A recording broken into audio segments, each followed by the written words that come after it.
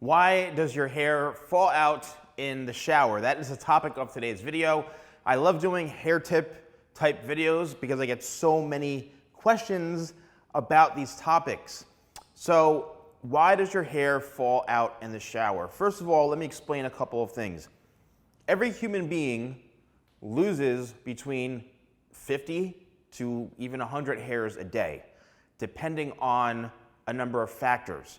So every hair strand has a certain lifespan to it. And that could be 2 years, 5 years, 3 years, 6 years, or whatever. And what happens is after that hair strand has lived its full life, it says, okay, I'm leaving your head and I'm gonna fall out. And however it comes out is really up to the hair strand, but usually it's either you run your fingers through your hair, you brush it, and you see hair in the brush, or you see hair in your hands. That's just basic everyday shedding, which is very, very normal. The topic of today's video is when you're in the shower, why do you lose so much hair? And sometimes it's more than others. So I'm gonna kind of break down a few techniques and a few things that can help you prevent more hair shedding. Now, you have to understand, there's a difference between hair shedding and hair loss. Hair loss is if, your hair starts to thin noticeably, you're seeing a lot of hair coming out throughout the day, you're noticing there's a difference in density in your actual hair. You can start to see your scalp more, it's more consistent. The minute you start to see your scalp more and certain areas of your head just not as full or doesn't have as much hair, maybe because you're losing your hair. So first things first, when it comes to preventative measures and how to stop your hair from falling out in the shower, first of all, it's gonna happen, right? No matter who you are, hair is going to shed in the shower. It's very, very normal.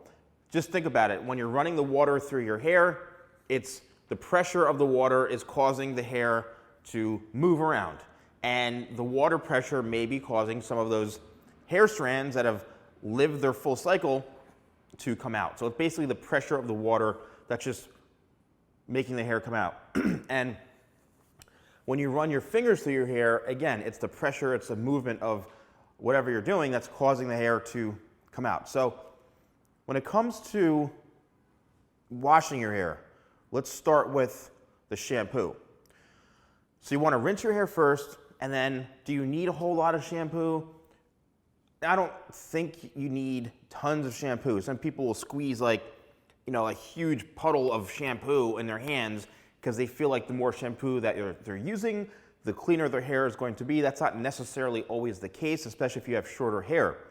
So what you want to do is you apply the shampoo. I would say like a quarter size maybe is enough, or a little bit more depending.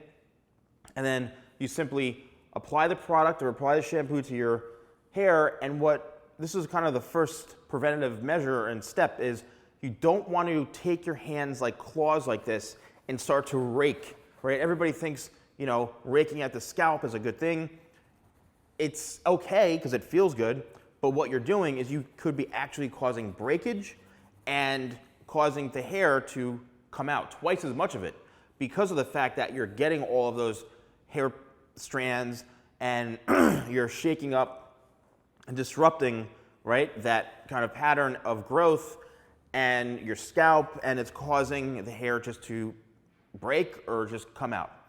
So I always suggest putting it in your hands and just kind of doing more circular motions in certain areas or light kind of motions like this.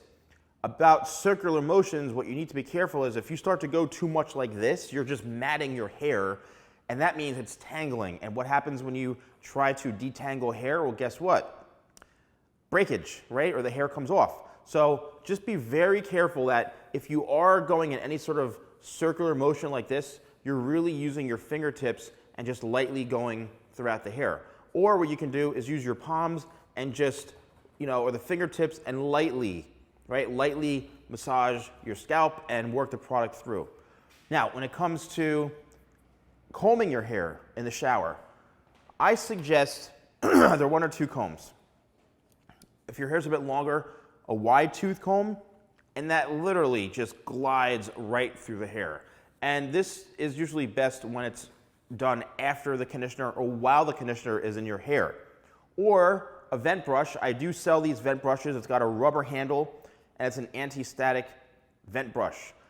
So you've got great control with it. Same thing, because the bristles are spread out a bit more, it's going to easily detangle your hair. Keep in mind, your hair is at its most fragile state when it's wet. So any sort of harsh pulling and yanking while the hair's wet in the shower, you're going to get breakage or you're going to get more hair coming out. I don't suggest taking a hair cutting comb, something like this, and just really being rough and just scraping through the hair. That's really just like ripping hairs out, and you don't want to do that. So next, let's talk about the drying process. Now, what I don't suggest you do is take a towel as soon as you get out of the shower and go like this, right? What that does is it's creating knots in the hair and creating clumping because you're literally mushing the hair all together. You're making a hair mush on your head. Instead, what I suggest doing is just taking it and kind of just lightly blotting your hair or your scalp, your head, everything. And then if you've got longer hair, and let's switch over to actually a female mannequin right here.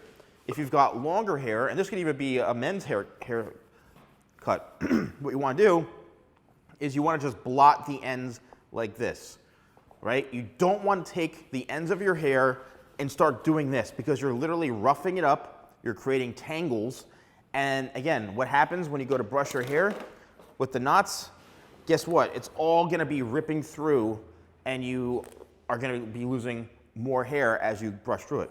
Now, just keep in mind, if you are doing all of these things and you're seeing some hair come out, again, it's totally normal. You will lose between 50 to 100 hairs a day, like I mentioned, so don't freak out. But if you are looking to prevent your hair from falling out more in the shower, then I would suggest using these tips. And then again, you can realize that there's a difference between hair loss and hair shedding. Hair loss is, again, is if you're seeing a consistent issue and you're starting to see more and more of your scalp as time goes on, then I'd be a little more concerned. But if you're not doing that and you're just seeing hair coming out normally on the brush or on your hands, that's typical. It's very, very normal. But these tips and tricks that I shared with you are very, very helpful. Lastly, when it comes to rinsing out the conditioner or whatever products on your hair, a cool rinse is going to work really well because warm or hot water opens up the cuticle and it allows for things to kind of be absorbed more into the hair. So a cool rinse will help kind of seal the cuticle and close it so it's not going to be able to penetrate as much. And that's what I suggest too. I mean, it's refreshing, it feels good, it kind of wakes you up a little bit. So a cool rinse is always a good thing. Thank you all so much for watching. Don't forget to like, comment, and subscribe. And I'll see you next time for more videos with The Salon Guy.